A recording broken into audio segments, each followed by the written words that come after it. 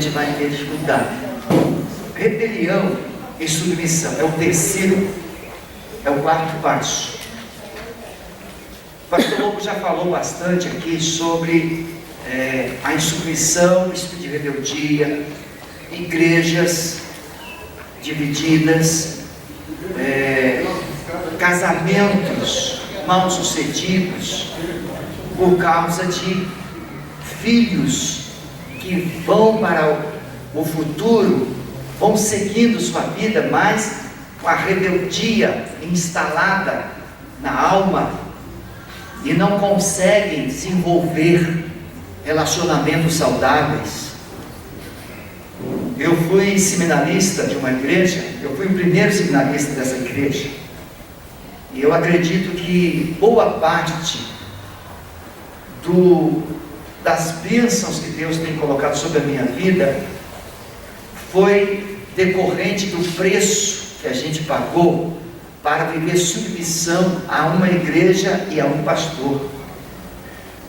Eu, desde 3 meses de convertido, eu já lido com libertação. Tem mais de 35 anos. Eu fui almoçar na casa de uma família, quando nós oramos na hora do almoço, a mãe do rapaz caiu. Obviamente eu não sabia nada disso. 35 anos atrás, não se sabia nada. Não havia literatura sobre isso. E começou a surgir na igreja, começaram a surgir casos. Até então não havia.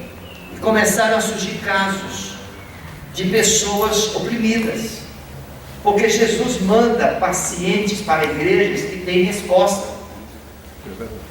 Se a igreja que você está, ela não tem estrutura para responder numa determinada área, por que é que Deus vai mandar a gente para lá? Não tem. Então tem igreja que é boa na área de educação. Aí se tem alguém que precisa crescer espiritualmente, aí Deus manda. Mas se tem gente ferida e essa igreja não é essa igreja, aí Deus vai mandar para quê? Não vai. Então o problema, ele vai borbulhar aonde tem resposta, porque Deus vai fazer o problema vir para a luz. Então quando eu me formei na faculdade teológica, eu chamei o meu pastor e falei assim: olha pastor, por favor, não convoque minha ordenação se o irmão não entender que é de Deus. E aí ele teve vontade de promover minha ordenação, e ele foi consultar um diácono, e o diácono falou assim: olha, o Brito é muito querido na igreja, se você ordenar o Brito, você vai dividir a igreja. E aí ele ficou quieto, e eu percebendo que havia um problema, eu tinha recebido um convite para ajudar uma outra igreja, e eu pensei em ir para lá. E ele percebendo, ele falou assim: se você for para outra igreja, você vai destruir meu ministério, porque a igreja gosta muito de você, a minha esposa gosta de você, se você sair, minha esposa vai ficar doente, você não pode sair daqui. Aí eu fiz um propósito com Deus, de só aceitar a ordenação para ser pastor titular, nem para ser auxiliar, como prova de que Deus havia me chamado. E eu esperei, irmãos, quase 3 anos, fiel ao meu pastor, fiel à minha igreja, mesmo com esse contexto. E acredito, aí veio, vieram 3 convites, e eu falei: Deus, qualquer convite, desde que chegue por escrito, tomar. E aí fui. Eu acredito que essa submissão foi uma grande porta de Deus na minha vida, de autoridade espiritual. No meu primeiro pastorado, logo no primeiro ano, eu preguei no culto à noite, veio um baita de um negão na frente, aceitando Jesus, e ele chegou na frente do púlpito e falou assim: pastor, eu não estou sozinho. Aí você imagina o quê? Veio a mulher, veio a filha, veio a mãe, veio a família toda. Mas ele estava falando dos demônios que estavam nele. Só que eu não entendi, mas o Espírito Santo entendeu. E aí saiu pela minha boca uma palavra assim: ô meu irmão, eu também não estou sozinho. Aí ele, pá, caiu lá.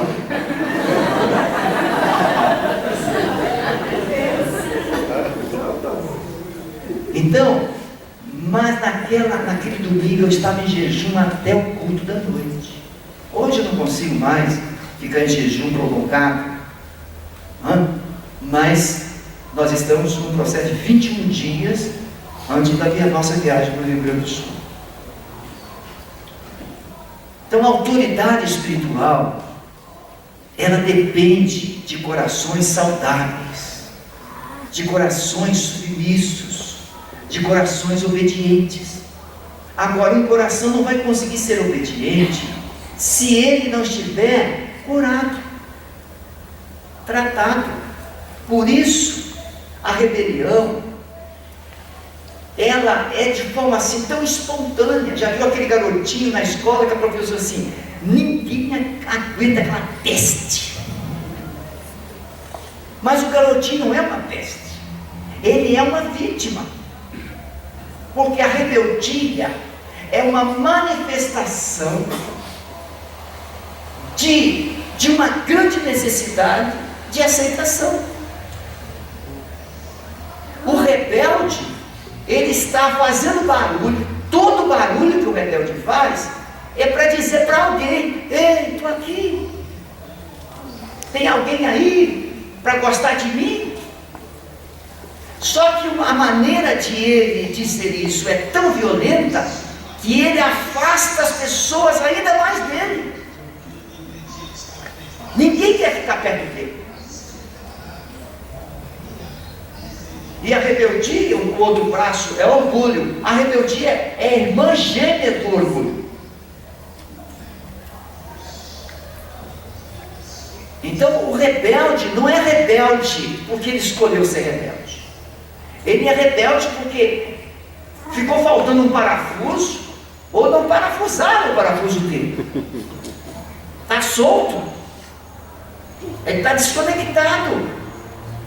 Ele não foi abraçado. Ele não recebeu palavras de elogio quando criança. Aí a mamãe chega, ou o papai, e compra uma camisa colorida para o Zezinho.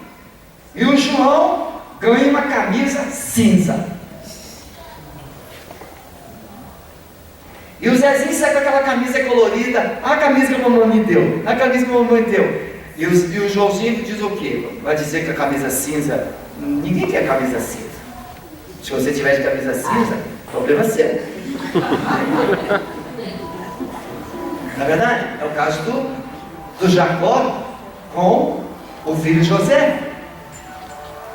Aí os 10 irmãos mais velhos olham para o José e quer fazer o que com o José? Quer matar ele. Joga ele no buraco e depois vende. Por quê? Porque eles não conseguem engolir o José, que é o preferidinho da mamãe. E aí os pais semearam no coração dos filhos mais velhos o quê? Rebeldia, que foi alimentada com rejeição em cima de rejeição, com mais rejeição e mais rejeição. Isso pode acontecer na igreja, isso pode acontecer nas famílias mais lindas possíveis. Isso pode acontecer. Então veja, muitos acreditam ter o direito de julgar os que têm autoridade sobre eles, rebelar-se contra Deus e sua autoridade, dar a Satanás a chance de atacar. Crente que acha que pode acusar o pastor, que pode criticar o pastor, que pode falar com o pastor, e filhos que acham que pode afrontar o pai, a mãe. Por quê? Porque ele não recebeu nenhuma referência. Ao contrário, ainda foi destruído no que tinha. Então ele tem esse estímulo de criticar. Eu falei lá com alguns, o livro Paredes do Meu Coração é um bom livro para você comprar. Ele trabalha todo esse processo de rejeição. Porque na rejeição você constrói uma parede, uma muralha de defesa. E nessa muralha de defesa, você vai o quê? Empilhando tijolos para te proteger. Por exemplo, a autossuficiência, o egoísmo, o autoritarismo, vanglória, crítica, perfeccionismo. Você já viu aquela pessoa perfeccionista? É uma bênção, né? Todo mundo quer um perfeccionista perto, não quer? Você faz um penteado, menina, e você pensa que está arrebentando. Aí chega aquela pessoa assim: seu cabelo ficou bom, mas por que você não pintou de vermelho? Ela tem sempre um retoque. E aí? Conseguiu um emprego. E aí? Vou ganhar 2.200. Puxa vida,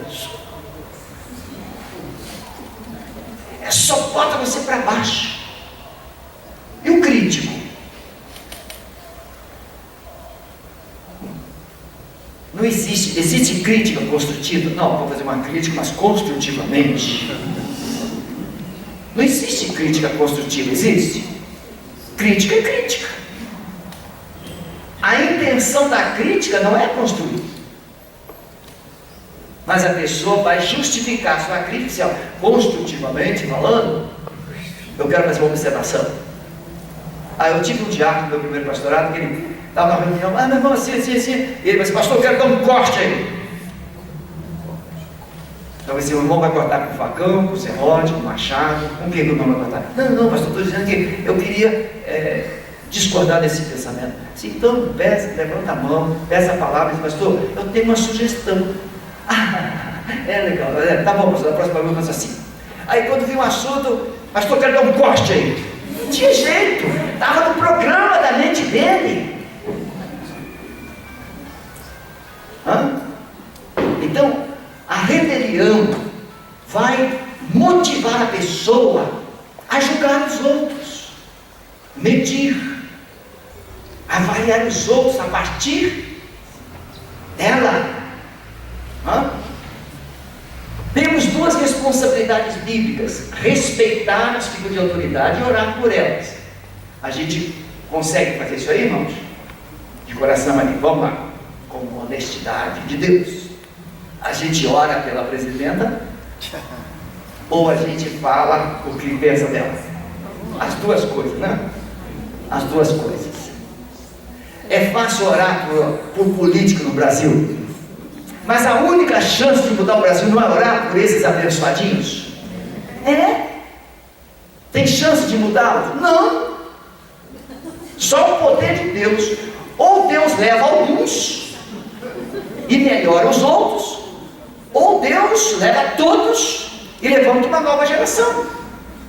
Agora, isso só pelo poder da oração. E Deus, entendendo isso, mandou que a igreja orasse. Mas a igreja prefere o quê? Tomar partido, criticar, acusar, condenar. É um bando de corruptos. Irmãos, é um pecado que eu também cometo. E a gente fica enfesado. Mas a Bíblia não nos dá o direito de julgá-los. A Bíblia manda a gente orar por eles e respeitá-los. É fácil? Não me diga nada. Única vez que Deus permite você desobedecer: você trabalha numa empresa e o seu patrão assim: vai lá na esquina e compra uma garrafa de cachaça para mim. Olha, chefe, o negócio é o seguinte: eu fui contratado para varrer essa sala, botar cafezinho do senhor, agora comprar bebida alcoólica. Não fui contratado. Se não for, está demitido. Bem, aí eu não posso fazer nada. Um membro da nossa igreja tem trabalhado numa empresa, e aí o chefe fez aquela reunião de avaliação e falou, e esse rapaz se levantou e se posicionou. Obviamente a posição dele ia contra o chefe. Ele discordou do chefe. Tudo bem, encerrou a reunião. No dia seguinte, logo ele chegou na empresa, tinha um recado para ele comparecer aonde? Não, na sala do chefe. O RH aparecer depois. Olha, tem uma ordem para você comparecer lá na sala do chefe. Aí na mente dele, o chefe dizia o que para ele? Rua. O chefe olhou e disse: olha, nesses anos todos, nunca um funcionário teve a coragem que você teve de dizer para mim, de se posicionar. Então eu quero dizer para você que a partir de hoje você é um funcionário de confiança para mim. Mas poderia ter sido diferente, poderia? Poderia ter sido diferente. Então veja, você tem o direito de se posicionar, mas nunca desrespeitar o seu superior, seu pai, seu líder espiritual. Isso é rebelião. Então a única vez é quando ele manda você fazer: ó, você é militar, tem arma em casa, ó, mata esse cara. É bem verdade que tem alguns que dão de matar. Perguntaram à esposa do pastor Irlando, né? Pastor, a irmã já pensou em se separar dele? Não, separar não, matar já é uma questão de vezes. Porque tem mulher que está do lado do marido, tem marido que está do lado da mulher, mas que já pensou em matar ele já. E tem marido que já pensou em matar algumas vezes também. Vai dizer que você nunca pensou em matar. Tem gente que pensa em matar só de pensar no nome. Eu estou falando isso aqui no sentido emocional. Passa, por favor. Então veja, nós vamos o quê? Identificar áreas. Você não é rebelde de graça. Você não é rebelde por acaso. Simplesmente alguém não colocou um programa aí na sua mente assim, não. Foi um programa construído desde a fecundação no ventre. Vamos ver juntos? Querido Pai Celestial, Tu disseste que a rebelião se assemelha.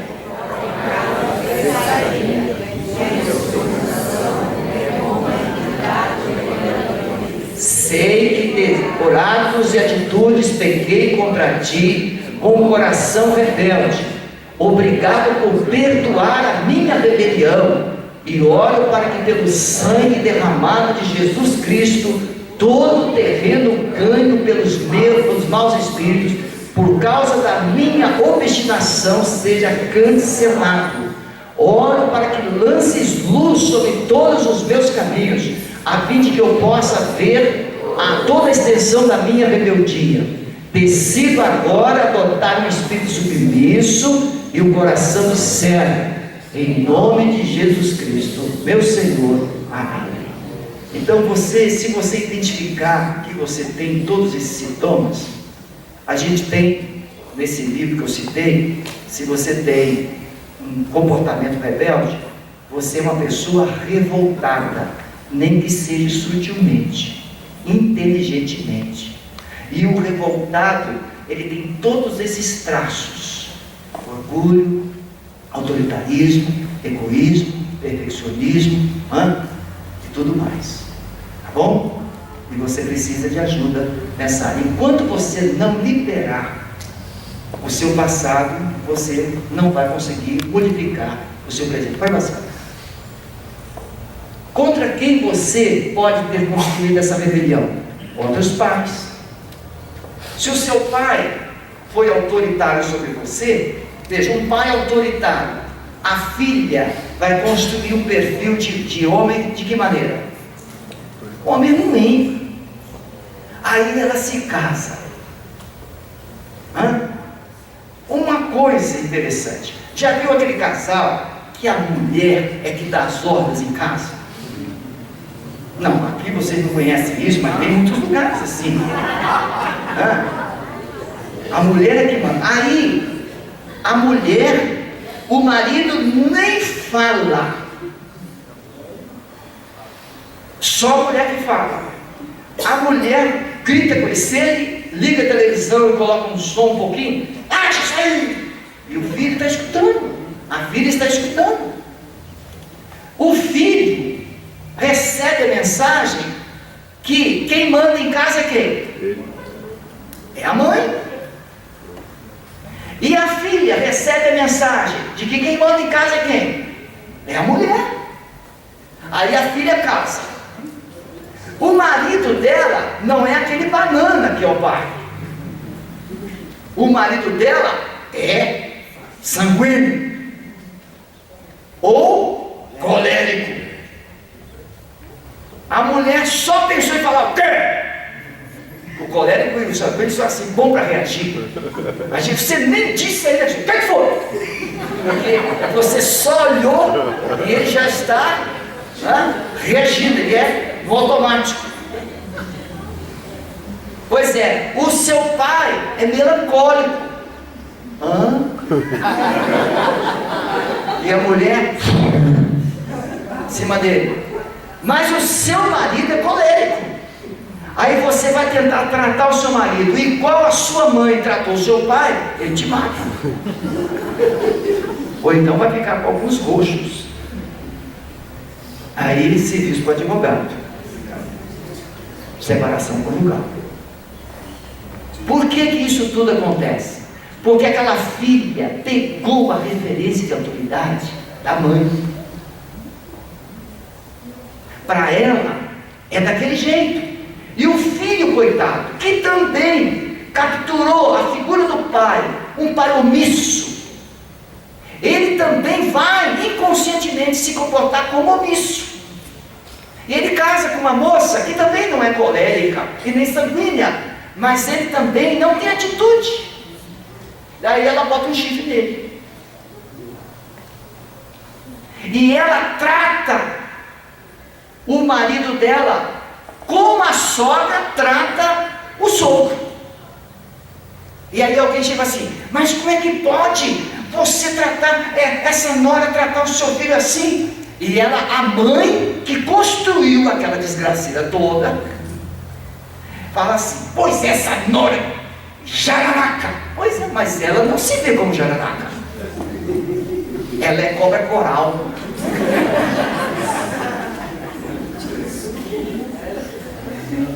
É pior do que jararaca. Você está entendendo? Isso tudo vai construindo um espírito de rebeldia que vai passando de geração para geração. E essa gente toda chega aqui na igreja e o primeiro errinho do coitadinho do pastor ou do líder vai o quê? Vai levantar com a mesma impetuosidade que ele faz em casa. Se não for tratado o membro, ele arrebenta com a igreja como arrebentou com a família dele. Meus queridos irmãos, a igreja, ela é uma família grande, só isso, a diferença é essa. Na sua família tem 3, 4, 5, a igreja tem 200, 400, 1.000, 2.000. A única diferença é o número, mas as cabeças são as mesmas, os corações são os mesmos. E se os membros não forem tratados, a mesma disfunção que tem em casa vai borbulhar na igreja. E aí o Ministério de Família fica apagando incêndio, faz retiro de casais, faz encontro de casais, mas o encontro de casais, às vezes, que é uma bênção, mas ele vai o quê? Trazer para a luz todas as feridas desses casais. E quem é que vai sarar as feridas dos casais? Por isso a importância do Ministério de Libertação, que é não só trazer a ferida, mas é tratar a ferida.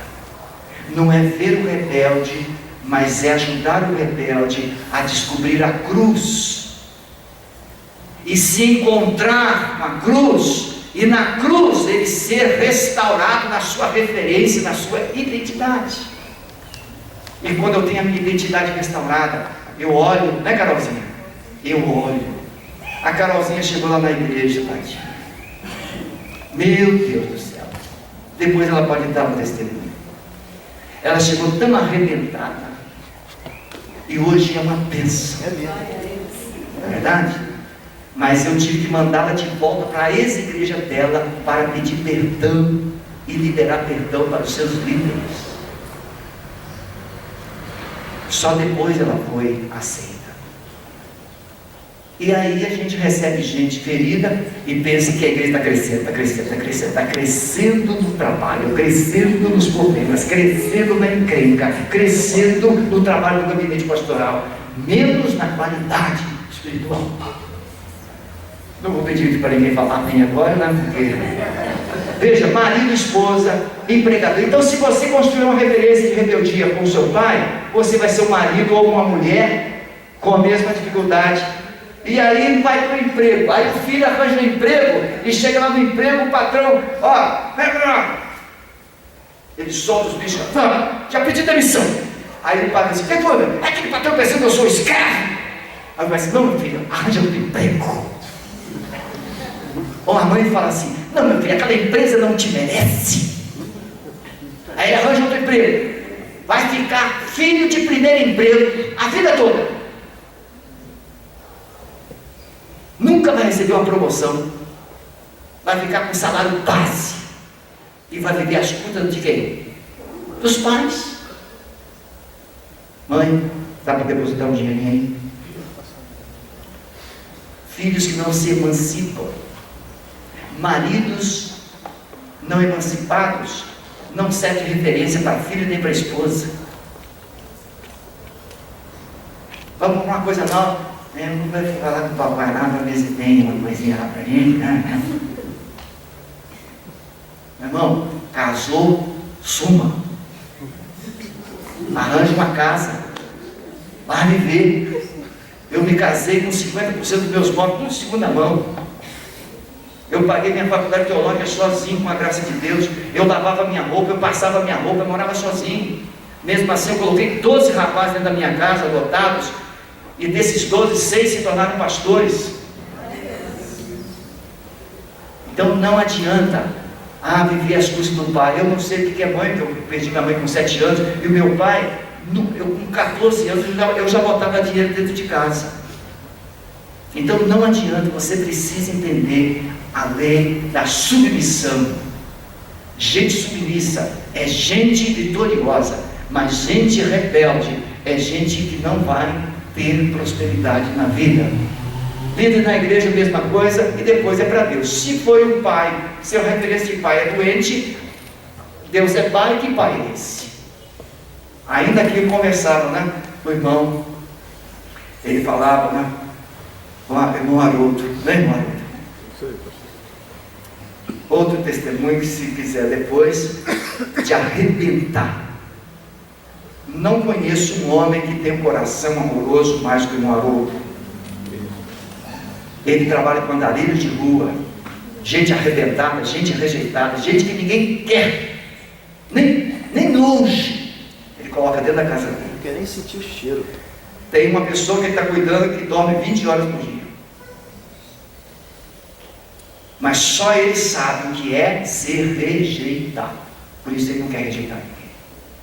Foi curado pelo poder do nome de Jesus. Pode passar. Quinto, orgulho e humildade. Irmãos, o orgulho é mais ou menos quase a mesma coisa da rebelião. Só que o orgulho, enquanto a rebelião o quê? É independência, o orgulho é suficiência. O orgulho diz assim, deixa que eu faço. Eu vou conseguir. Não, deixa eu empurrar aqui. Você já viu, tem gente na cadeira de rodas. Você fala assim, pode dar? Não.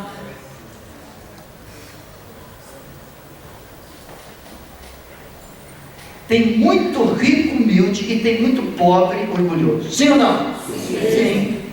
E tem muito pobre, humilde, e tem muito rico, orgulhoso.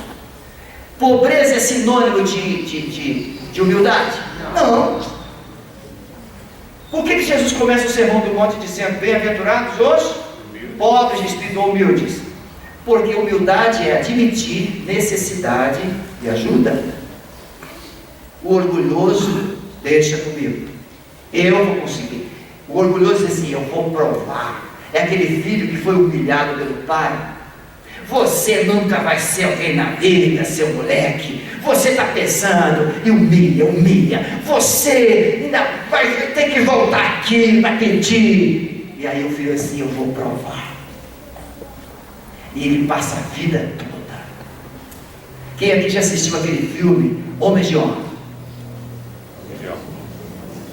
Aquele rapaz vai para a marinha para ser mergulhador.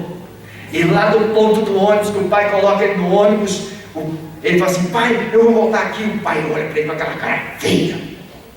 Nunca mais saia daqui. Nunca mais volte aqui. Não é do pai, o pai não é que não amava ele, não. O pai não queria que ele voltasse para aquele lugar de ninguém.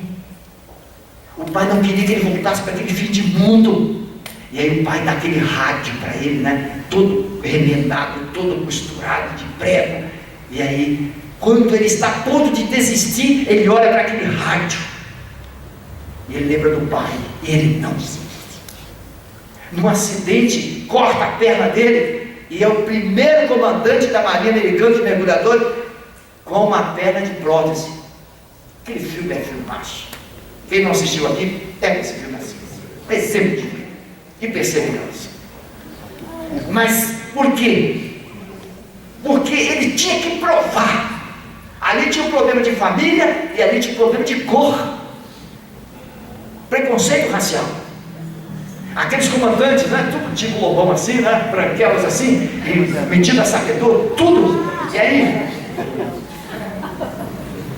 e o coitadinho ainda foi o primeiro, né, a experimentar o escafandro que pesava não sei quantos quilos, uns 300 quilos, sei lá, de novo. Mas ele não desistiu. O orgulho, ele faz isso.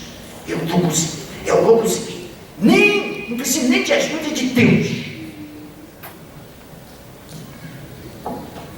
Orgulho. Pode passar. Pode passar, senão a gente não termina.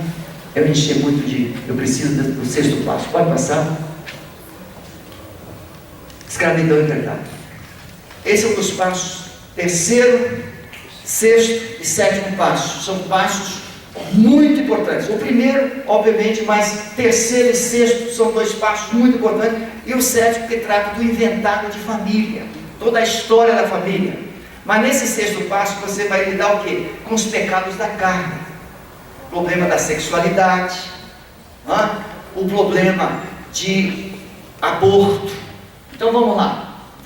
Esse passo trata do pecado habitual dos cristãos, presos peca, confessa. Jesus perdoa, aqui pra gente, com todo carinho. Quem de nós aqui não já pecou o mesmo pecado umas 10 vezes e pediu perdão a Deus e disse assim, eu nunca mais eu faço isso? Quem é aqui que pode dizer que nunca fez?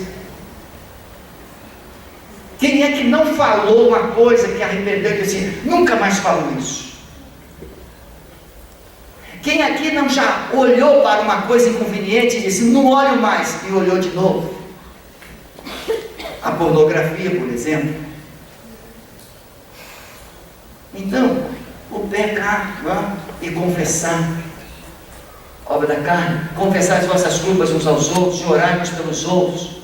Uma vez um marido chegou e disse, pastor, eu cometi um pecado, lá atrás, eu me envolvi com uma pessoa, mas hoje eu vivo bem, então, e agora, pastor, o que eu digo? Eu faço, não falo, eu falo, não falo. A Bíblia diz, tem coisas, a Bíblia diz, confessar, chama o pastor, confessou para o pastor, a Bíblia diz, confessai os vossos pecados uns aos outros. Às vezes, eu penso que nem sempre a esposa precisa ser vitimizada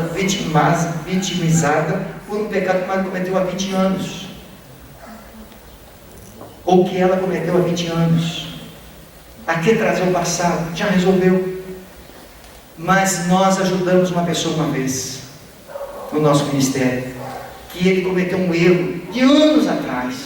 E no momento de compulsão, ele falou com a esposa, olha, anos atrás, eu, numa das viagens, eu me envolvi. Irmãos, você não quer imaginar do trabalho que eu tive para ajudar esse casal. Alguns casos são importantes, E Deus usou esse pecado, Deus usou esse fato para trazer uma transformação na família dele e dela. Alguns casos são necessários, mas tem que entender, haverá um alto preço. Então, pecados da carne, confessar não é pedir desculpa. Você machucou e desculpa. Não. Como quem aqui não leu, ou quem já leu aquele livro, 5 linguagens do perdão. É um livro interessante. Por exemplo, pedir perdão, puxa vida, me perdoe, mas também, poxa, você pisou na bola. Pediu perdão? Não. Você pediu desculpa, mas ao mesmo tempo colocou a culpa em quem? Nela ou nele. Pedir perdão é dizer, quando eu errei, por favor me perdoe, ainda que a outra pessoa tenha contribuído para o seu erro. Mas é para pedir perdão, ponto. Não dá para justificar. Você já imaginou Jesus na cruz? Pai, perdoa-lhes, mas esses miseráveis vão pagar um dia. Verdade? Não dá. Pode passar. Pode passar. Então, oração para pedir para Deus trazer à memória os pecados. Pode passar.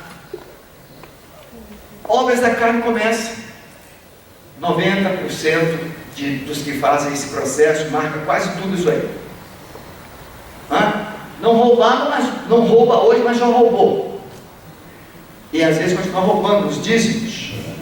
Ou na empresa, leva clips para casa sem pedir. Está roubando. Tem gente que leva ferramentas da empresa para casa. Não, tem muita ferramenta aqui, vou levar essa para casa. É do seu patrão, não é sua. Leva papel sulfite. Vou pegar umas 50 folhas aqui, ninguém vai botar nada, não precisa dessa folha em casa. Sem pedir caneta. Esse aí já sabe mais ou menos o que pediu. Caneta? Quer dizer, não deixa de ser roubo. Então veja, são ainda aquelas obras da carne que Paulo faz referência, que podem estar ainda nesse ciclo vicioso. É troco que deram demais e você se omitiu. Não deixa de ser um frutozinho. Tempo na internet lá. Tempo na internet. Vai lá. O pastor está afiadinho aqui, Vamos lá. Pode passar. Passa. E aí vem esses passos. Dentro do sexto passo, pecados do sexo, homossexualismo, aborto. Não precisa passar não. Deixa aí. Pecado de sexo, qual que é? Fornicação, pecados antes do casamento. Adultério, pecados durante o casamento. Masturbação. Relacionamentos promíscuos.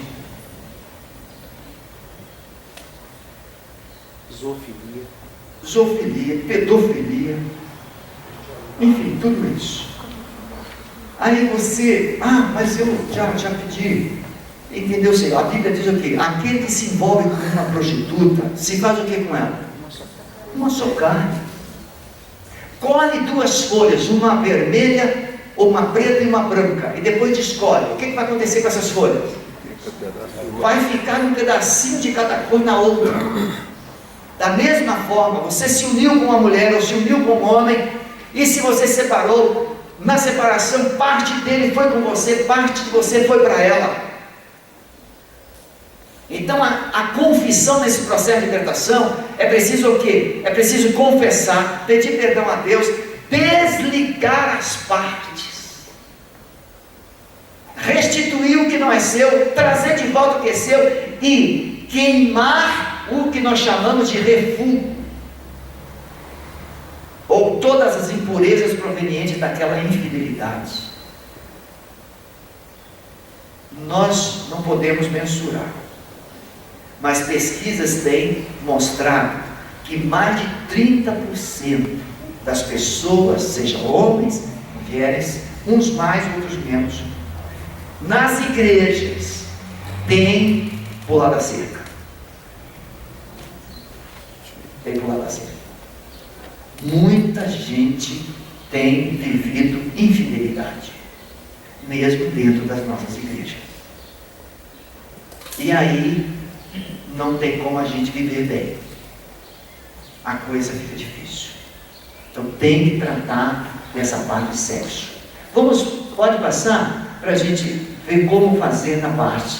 Veja, se você está lutando com pecados sexuais, pornografia, masturbação, promiscuidade sexual, práticas carnais, torpes, você está tendo dificuldade nessa área, no seu casamento, aí você vai orar. Pornografia, internet. Nós temos ajudado, eu louco e outros. Tem uma pessoa que baixou num dia 140 filmes pornográficos no seu computador. Eu atendi uma pessoa de outra igreja que ele falou que ele estava namorando com uma pessoa da nossa igreja e a esposa dele já tinha morrido, e ele disse que ele via filmes pornográficos com a ex-esposa, e agora ele estava querendo ver filme pornográfico com essa moça da nossa igreja. Porque a pornografia é semelhante à cocaína e o crack. É uma fonte de prazer. Quando você olha, é como se tivesse dado uma cheirada. A onda de prazer é acionada. E é vício. Não adianta você dizer assim, pare de olhar isso. Por quê? Porque na pornografia funciona o quê? A sua mente tem o quê? Um programa, como eu disse. Você pensa em quê? Você pensa naquilo. Aí você sente desejo. E aí você faz. E aí a gente tenta consertar como? Para de fazer isso. Não se muda as pessoas pelas ações. Se muda as pessoas pelo pensamento, pelo modo de pensar. É o que a Bíblia diz. Não vos conformeis a este mundo, mas transformados pela renovação da vossa mente. Se não mudar o modo de pensar, vai continuar pecando. Então tem que mudar o modo de pensar. E aí passa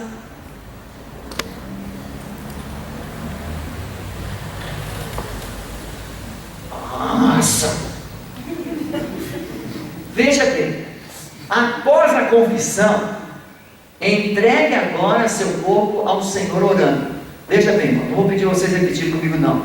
Senhor, eu renuncio todos esses usos do meu corpo como instrumento de iniquidade e injustiça, e peço que quebres agora todas as amarras que Satanás trouxe à minha vida com tais envolvimentos. Confesso minha participação. Mostra o que participou. Apresento-te agora o meu corpo como sacrifício vivo, santo, agradável a ti, e reserva o seu uso sexual apenas dentro do contexto do casamento. Renuncio à mentira de Satanás de que o meu corpo não está puro e que está sujo ou de alguma forma inaceitável em decorrência de minhas experiências sexuais no passado. Pode passar.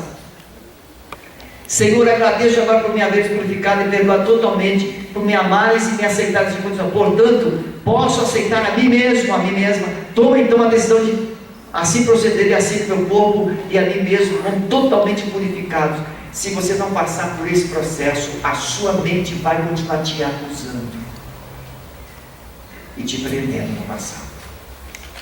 Então, vocês não fazem ideia, ou fazem, são pessoas inteligentes, mas a quantidade é muito grande.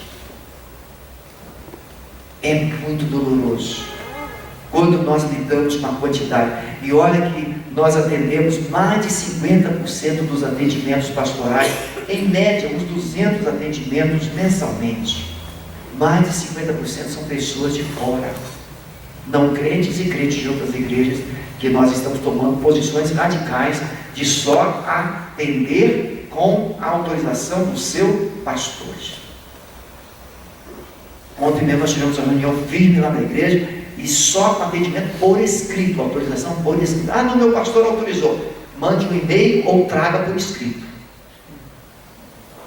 Porque a gente, às vezes, cedo ou tarde, eu falei com o louvor, cedo ou tarde seremos acusados de proselitismo. Então não dá para a gente brincar. Tem pastor que não quer cuidar e não deixa o outro cuidar. Então a gente não pode fazer nada. A ovelha não é nossa responsabilidade. Cada um vai dar conta das suas ovelhas. Então nós não podemos obrigar a pessoa a deixar. Verdade? Tem pessoas que vivem até de outras cidades, mas por escrito. Ou então o pastor liga. Nós atendemos um líder da ABA, mas o pastor precisou ligar para lá, autorizando. Então a gente trabalha muito cuidado, mas mesmo assim tem algumas pessoas que não, meu pastor autorizou, e a gente já está agendado, porque agora nossa secretária está perguntando, você é membro de alguma igreja?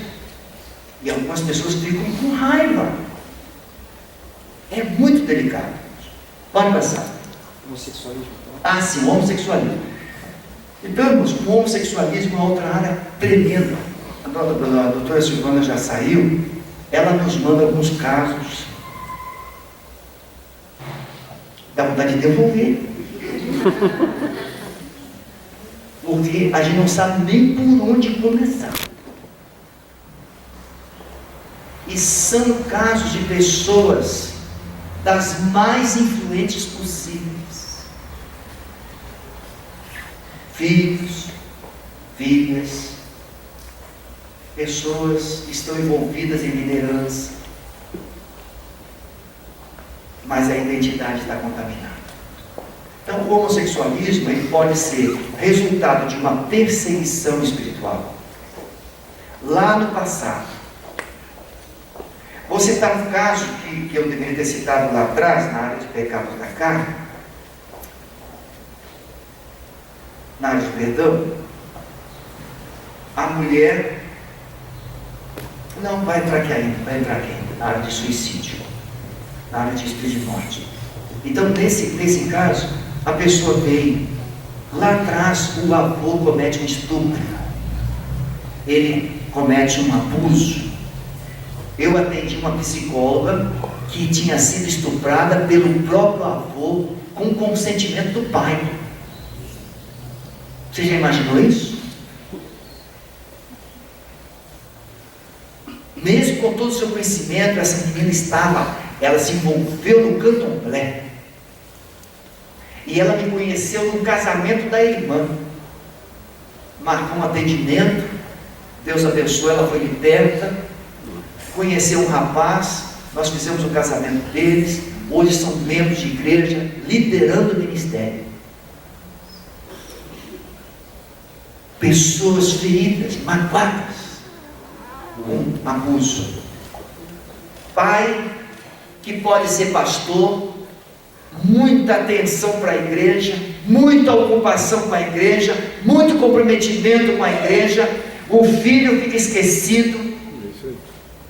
O pai pastor que tem uma filha, filhinha, e o filho está lá, e além de esquecido, não recebe uma palavra. Resultado, a filha envolvida com homossexualismo e o filho envolvido com homossexualismo.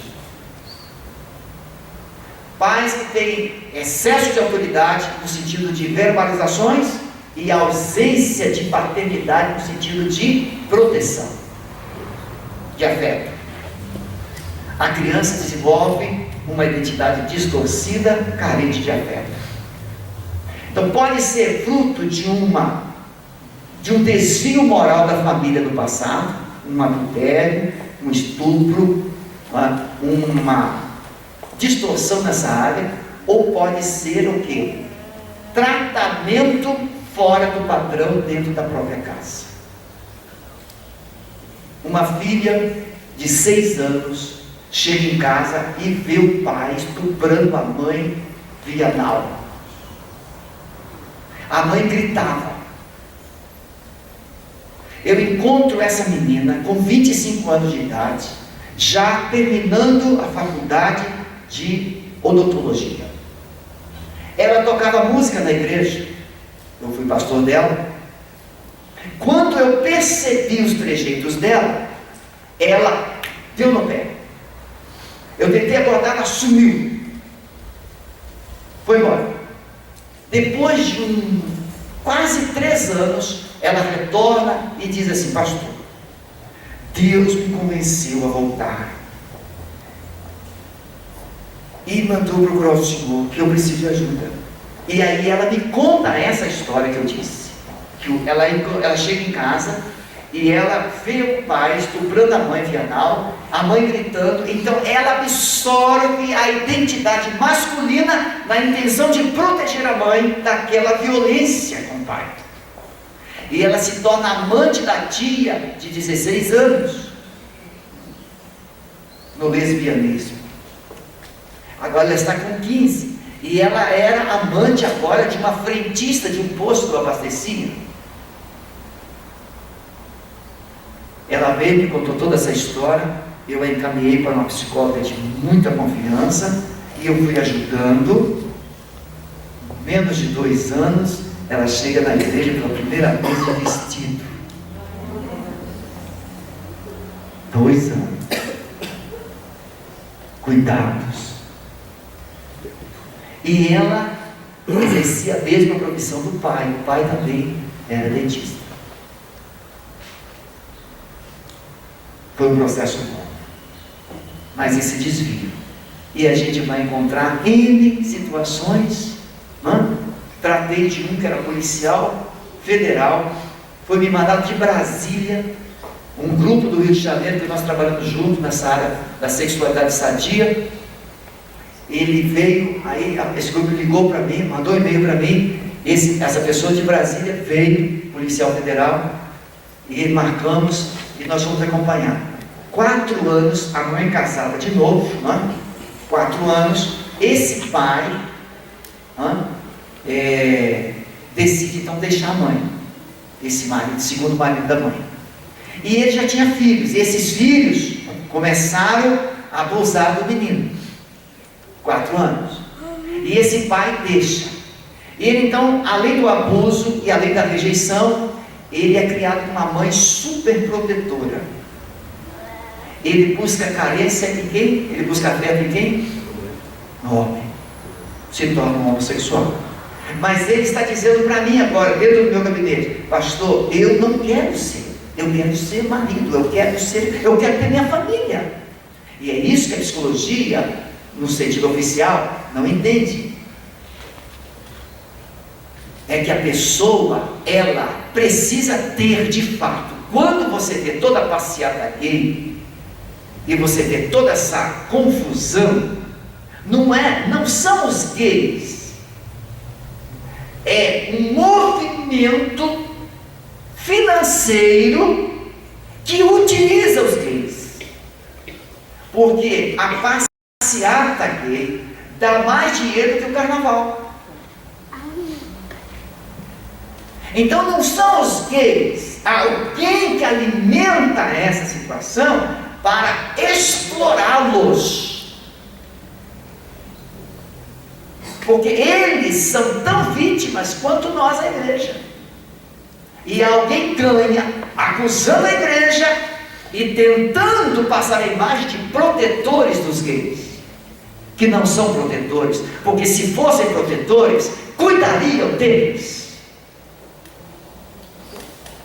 Então em São Paulo, quando há uma passeata de 3 milhões de gays, os hotéis de luxo exploram eles, as boates, porque eles pagam tudo, eles pagam até para receber amor. Resultado, pode passar. Aborto. Essa senhora que eu disse de Manaus, aborto é um sacrifício de sangue. Quando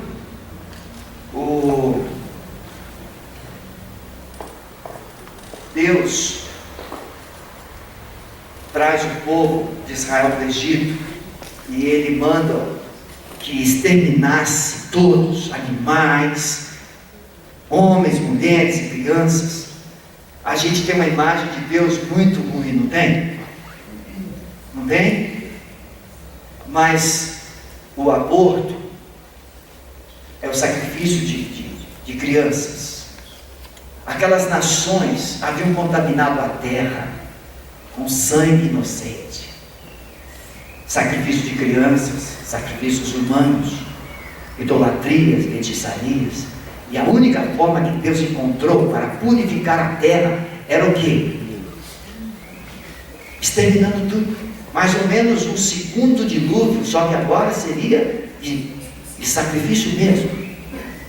Quando Deus decidiu começar a humanidade nova, Ele pega Moisés, encontra um justo, e através do dilúvio Ele sacrifica toda a humanidade. Agora entrando em Canaã, a terra que o povo de Deus iria habitar, precisaria passar por um processo de purificação, porque com sangue ela seria purificada. Israel não faz isso. Israel começa bem, mas não termina bem. Muitas nações, além dos gibeonistas, outras nações, jebuseus, e vão ficando, e eles vão ficando, e vão ficando, e Deus vai dizer agora que eles se tornam o quê? Laço, espinhos. É como julgo desigual. Você casa com uma pessoa que não teme a Deus, e depois você quer ir para a igreja, ela não deixa, você quer levar para a igreja, ela não deixa, e você começa a cobrar de Deus. Não, você escolheu o aborto, da mesma forma que aquele sacrifício de criança, a Baal, a Moloque, a Falique, contaminava a terra e trazia a maldição de Deus sobre a terra. Da mesma forma, o sangue sacrificado no útero, ele torna essa terra estéril. Tem muitas famílias vivendo desertos, casamentos vivendo desertos, porque o marido induziu a mulher a fazer aborto, ou a mulher fez aborto com apoio do marido, ou maridos que tiveram casos extraconjugais e aí obrigaram a pessoa a fazer aborto. God traz a história de uma pessoa que ele era pastor de uma igreja, e no período em que ele não era pastor, no período em que ele não era casado, namorando, e aí obviamente avançou o sinal, e a namorada, a noiva, engravidou. E se todos soubessem que a noiva estava noiva, imagine a noiva do pastor grávida. Se como membro da igreja causa tanta confusão, imagine um pastor. E aí a solução foi aborto. Depois ele se arrependeu, mas a mulher não se arrependeu, e ele acabou pagando. Anos depois,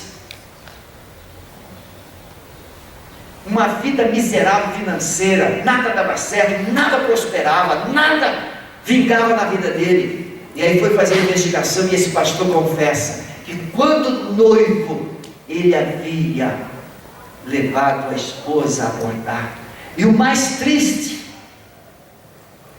um outro caso, que quando a pessoa pegou, foi feito o aborto, e a pessoa pegou o feto na mão para jogar no vaso sanitário, o feto na mão mexeu, e aquela imagem do feto se mexendo não saía da mente dele, aquele terror, aquele tormento, que ele não tinha paz.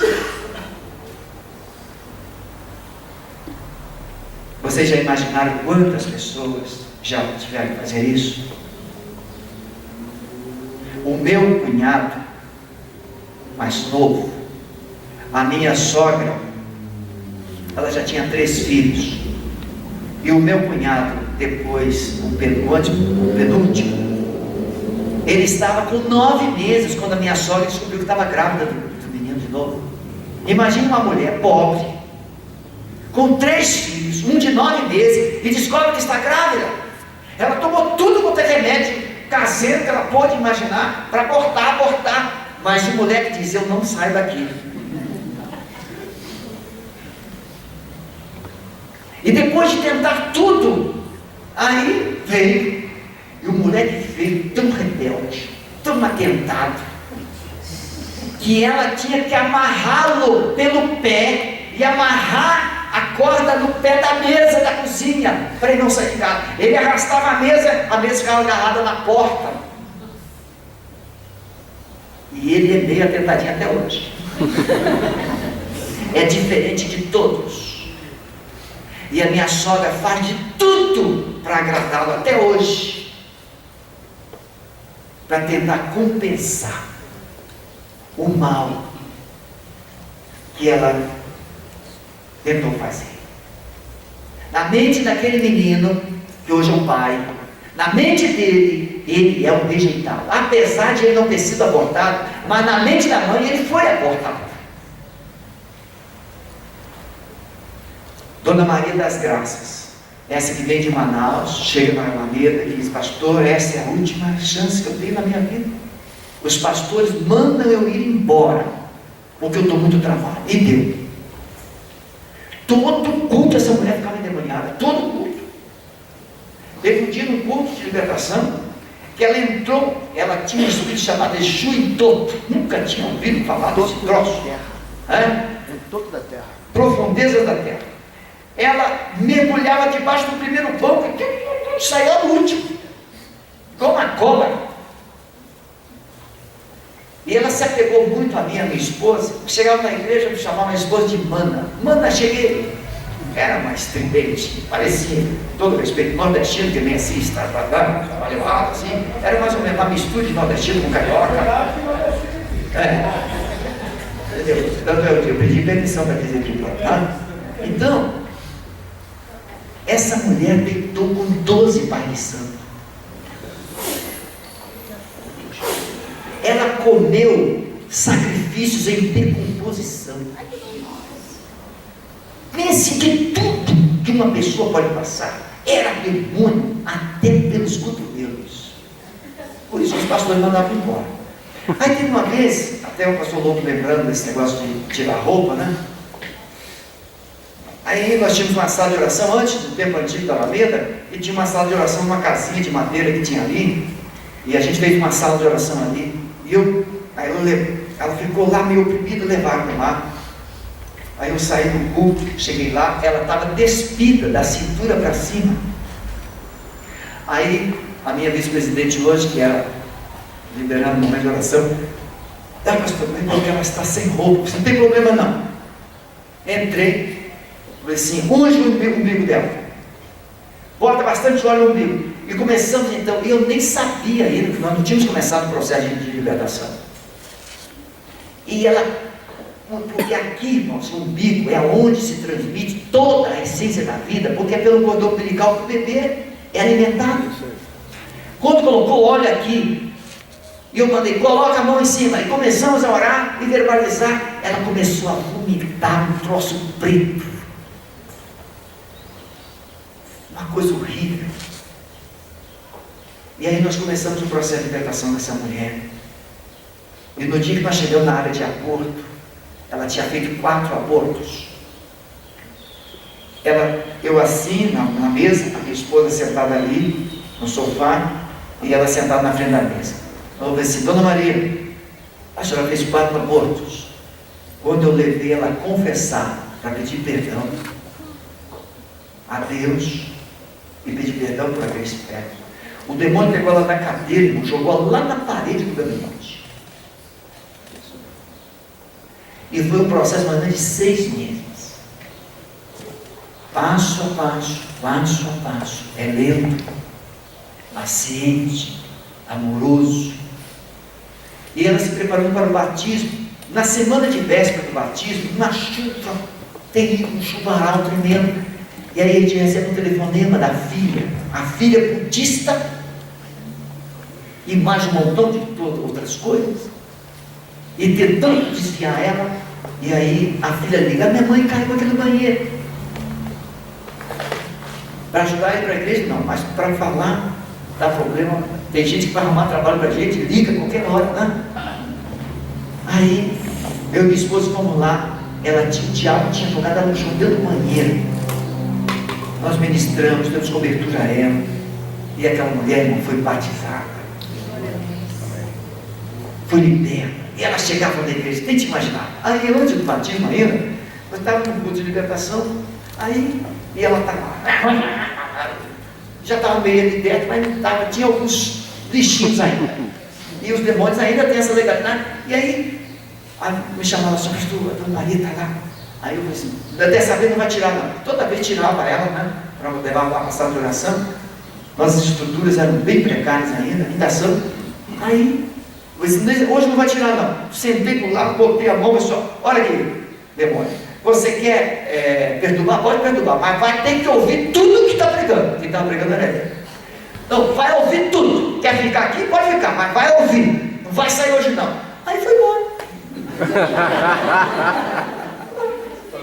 Aí ela ficou, naquele dia acabou aquelas coisas todas, e ela chegava na igreja assim, não, assim, ela bêbada, né? Às vezes, né? Assim, ela chegava assim, mana, cheguei, aleluia, glória a Deus. Imagine, irmãos, a igreja toda ouvindo, e a minha esposa ficava com a orelha vermelhinha, de vergonha, e ela sentava do lado. Mas era uma bênção, não é? Uma alegria, uma alegria. Irmãos, dá trabalho. Mas, lembra de Isaías 53? O sacrifício da sua alma ele verá. Amém. E ficará satisfeito. Amém. Aí você olha para essa ovelha, irmãos, o lindo do pastor é isso. A gente olha para as ovelhas uma a uma, assim, aquela ali, aí você tem uma história, aí você tem uma história, aí você tem uma história. Agora o triste é gente sem história. Você não tem nada para contar. Olha passar. Pensamento de suicídio. Esse caso então é uma montanha de gente. Gente com pensamento de morte. Nós temos hoje uma família inteira na igreja que começou tudo com um pensamento ou uma intenção de suicídio. E nós temos um sonho um dia de criarmos um SOS, né? Socorro oportuno ao suicida. Só que tem muita necessidade de estrutura que a gente não dá para começar mal, tem que começar bem, para a gente continuar e terminar bem. É muita gente com essa intenção. Mas nós ajudamos uma família. O pastor Cleito, que hoje ainda não era pastor, chega no aeroporto e tem um irmão mesmo de uma igreja aqui de Curitiba lá no aeroporto andando para lá para cá. E aí, ô fulano, o que você está fazendo aqui? Ah, pai, não aguento mais. Aí falou de uma situação, a esposa pensando no suicídio. Aí nós fomos nessa casa, 8º andar, membro de igreja. Aí nós ministramos, porque o pai trazia lixo dessas viagens todas, trazia essas lembranças místicas, encheu a casa da filha de coisas místicas. Ela via os demônios dentro de casa. Espírito de morte, que vem às vezes, na maioria das vezes, é uma perseguição por causa de um aborto do passado, por causa de um adultério do passado, por causa de uma verbalização do passado e por causa de uma tentativa de suicídio passado. Crime de sangue. Crime de sangue. Crime de sangue. Veja bem, Sacrifício de sangue. eu atendendo uma senhora, ela disse, pastor, meu marido morreu atropelado, meu irmão morreu atropelado, minha irmã morreu atropelada e o outro primo morreu atropelado. 4 mortes na família. E ela chegou na igreja com uma enxaqueca terrível, um problema sério, uma dor. Aí, depois investigando, assim, minha filha, houve algum crime na sua família? Houve algum homicídio? Se o meu tio matou uma pessoa num bar, facada, uma briga lá, foi se defender, matou uma pessoa facada. Essa morte do seu tio foi antes ou depois desses acidentes? Foi antes. Veja, uma pessoa da família comete um homicídio, entra um espírito de morte na família e começa. Nós levamos a pedir perdão a Deus pelo crime do seu tio. E nos posicionamos nesse sentido. Oramos por ela, a enxaqueca simplesmente foi quebrada, ministramos com unção, a enxaqueca foi quebrada, não teve mais enxaqueca. E até onde a gente sabe, não morreu mais ninguém na família. Mas veja, perseguição de um espírito de morte, que vem através, às vezes, esse pensamento suicida, que está na família. Está na família. Até aqui, está entendendo, irmãos? Podemos passar? Vícios, é um caso de hábitos, pode passar. Aí o pai fuma, o pastor Lobo tem falado muito isso, o avô fumava, o filho já está fumando, o pai já fuma, o avô bebia, alcoólatra, o filho também já está, é mais ou menos nesse sentido. Medos e tormentos, síndrome de pânico, não? Pode passar, perfeccionismo, não? Pode passar. E o último passo, irmãos, que horas são? São 5h20. 15 minutos para tentar terminar aqui, tá bom? E depois a gente abre para vocês fazerem perguntas, se quiserem fazer perguntas. A gente deixou para o final, porque está todo mundo doido para ir embora, então as perguntas vão ser bem pequenininhas, ninguém vai querer fazer muita pergunta, né? Aqui, meus irmãos, a conclusão, vamos dizer assim, é o checkmate. Você vem, aí vem ali, ó, aceitação e renúncia. O pastor Lobo fala da lei da herança e da lei da responsabilidade. Lembra disso que ele falou? O que é a lei da herança? Herança é aquilo que você recebe automaticamente. O seu pai mentia, você já está mentindo. O seu pai adulterava e o seu pai ainda falava assim: vamos lá, garanhão. Tem pai que ainda falava, eu não sei se hoje, mas acho que hoje não faz isso mais. Pelo menos aqui eu acho que ninguém faz isso. Mas pai fala assim: ó, quando o meu filho, o garanhão, está na rua, que as meninas estejam segura as cabritas que o meu garanhão está solto. Tem pai que estimula o instinto carnal do filho, para que o filho prove que ele é macho. Isso acontece muito. Então o pai está adulterando, o pai tem esse princípio na vida, essa cadeia, essa fortaleza, e o filho já está também. Nós temos uma família que hoje não está na nossa igreja, mas passou pela nossa igreja, voltou para outro estado, e nós percebemos o filho e a filha quebrando os limites, e eles não davam limites, e nós alertamos, falamos, e eles tiraram os filhos da liderança que eles estavam na época de adolescentes, e não permitiram correção aos filhos, começaram a negociar com os filhos: ó, se você for na igreja, você pode ir em tal lugar assim. Pastor Pascoal teve que pregar um sermão na Bíblia, parece que em série, sobre mente dividida, falando: você pai, pega o seu filho e deixa o seu filho lá na festa, deixa o seu filho lá na boate, deixa o seu filho lá na noitada, e o seu filho faz, depois que o seu filho fica endemoniado, fica ligando para mim 3 horas da manhã.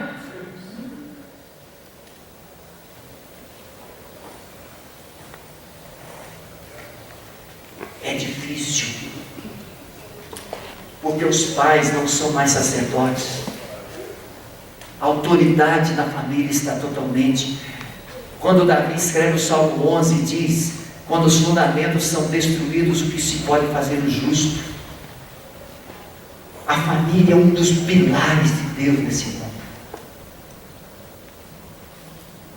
E aí, essa família foi para outro estado. E aí nós fomos perceber pelo Facebook a filha namorando com outra menina, lesbianismo.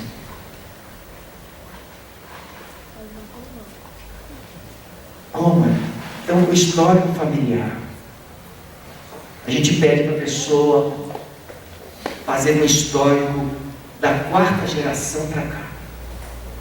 Avô, tios, pais, até chegar a ela. Quanto mais gerações for possível. E aí nas gerações nós vamos descobrir. Irmãos, a gente tem encontrado tanta coisa de violência. Nós temos um casal na nossa igreja que era do Rio Grande do Sul. Essa irmã tinha 5 irmãos e eram 4 mulheres. As mulheres tinham só que trabalhar dentro de casa.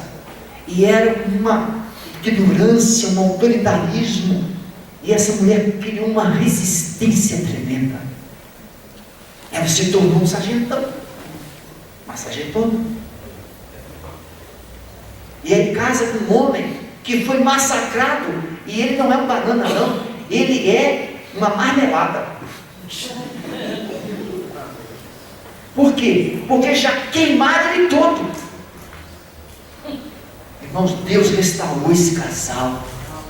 Nós fizemos o casamento deles. A família veio lá do Rio Grande do Sul. Foi o primeiro casamento do Templo Novo, sem eles gastarem um centavo. E hoje esse homem é um homem de cabeça erguida. Ele não tinha coragem de nem de olhar nos seus olhos. Se alguém tocasse nele, ele já se afastava. Hoje ele aceita abraço, ele dá abraço. Herança familiar. Então veja, a quiescência é ceder passivamente, concordar sem medo, estar de acordo. A sua família traz comportamentos, traz hábitos, traz situações, maldições, e aí você, é assim mesmo, meu avô também foi assim, aí 7 filhas divorciadas, é normal? O vovô morreu de câncer, pode ser genético? Pode. Mas fulano, ele nunca foi empregado, sempre biscateiro, aí o filho também, agora o netinho também já está ali com uma barraquinha na esquina vendendo bala. Tem uma história, tem que investigar. O último passo então é renunciar a esses pecados. Então a herança traz maldição, mas a responsabilidade, é o direito que você tem de se posicionar na cruz de Jesus e dizer assim: Senhor, o meu pai escolheu essa vida, o meu pai escolheu esses atos, o meu pai escolheu esses pecados, mas Senhor, agora em Cristo Jesus eu escolho ser uma nova criatura, e eu peço perdão pelo pecado dos meus pais, e eu rejeito e quebro aqui na minha vida essa herança de maldição, porque daqui para frente, Senhor, será o efeito da cruz. Amém. Glória a Deus. A responsabilidade que você vai exercer de escolher a vida a partir de Cristo. Agora você tem que fazer todo esse inventário. Pode passar. Você não é culpado por nenhum desses pecados. Além disso, você tem autoridade em Cristo Jesus. Quero fechar aqui com 2 palavras. Lá no Rio de Janeiro se converteu uma jovem esposa. Ela tinha uma filha adotiva de 7 anos, porque havia sido rejeitada, e o esposo alcoólatra, e haviam dito a ela que ela nunca poderia ter filhos, e ela tinha um centro em casa. Chega uma missionária, não sei se está quadrangular, uma missionária, vai lá no portão da casa dela e fala do evangelho para ela, e ela aceita Jesus. E ela morava próximo da nossa igreja. E ela começa, e aí a irmã dela era membro da igreja. E um belo dia ela fica endemoniada lá, obviamente, porque a missionária falou de Jesus, mas não pôde, óbvio, remover o lixo, nem sarar as feridas. E ela fica lá, quebrou tudo na casa dela. Aí pastor, minha irmã está lá. Aí começamos um processo de libertação. Nesse processo, fomos conhecer a história da família, a rejeição, que ela havia ido no centro, que os demônios haviam dito para ela assim: você nunca será mãe. Quando nós ministramos, os demônios falam: você pode até ir para a igreja, mas você nunca vai ser mãe.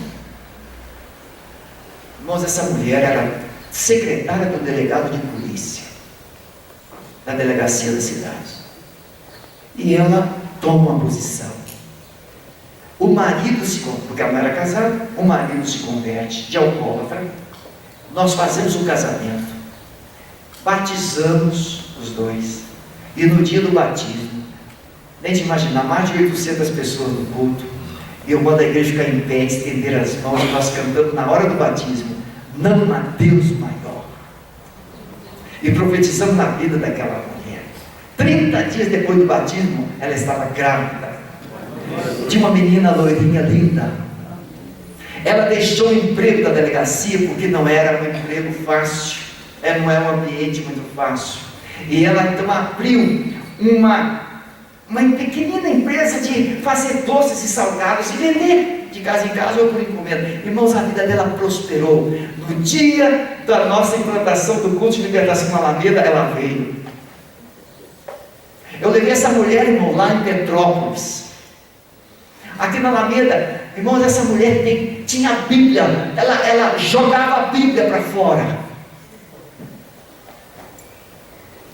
Deus foi glorificado. Uma outra senhora, o Geu chegou assim, pastor, minha sogra, ela é muito católica, e ela vai lá, e agora tem alguém que levar lá para o centro, pastor, e dá para o senhor fazer uma visitinha no carro, o senhor não dá. Por quê? Ela vai espantar, faz o seguinte, convida para ela vir na igreja, e obviamente você vai falar, pastor, você quer minha sogra? Aí eu falo assim, fulana, tudo bem? Posso fazer uma visitinha, senhora? Aí melhora. E ele conseguiu. Ele fez uma parte, e eu fiz a outra, e o Espírito Santo fez o resto. Aí ele trouxe ela na igreja, dona Diná, tudo bem? Tudo bem, pastor? Posso fazer uma visitinha? Pode. Irmão, quando eu cheguei logo, ela já foi ficando endemoniada. Resultado, essa mulher dormia em cima de 7 almofadas de magia negra. 3 anos o filho dela, de 22 anos, tinha sumido. Ela não sabia para onde o filho estava. Ela ficou 3 dias queimando coisas de magia negra. 3 dias. Quando ela terminou de queimar tudo, o filho apareceu. Glória a Deus. Com 25 anos. Irmãos, libertação dá trabalho. Se você não quer trabalho, suma nesse negócio. Fique orando, só orando. Se você não quer amar as pessoas, fique longe, porque esse é o ministério de Jesus. É um ministério que você tem que chorar com os que choram.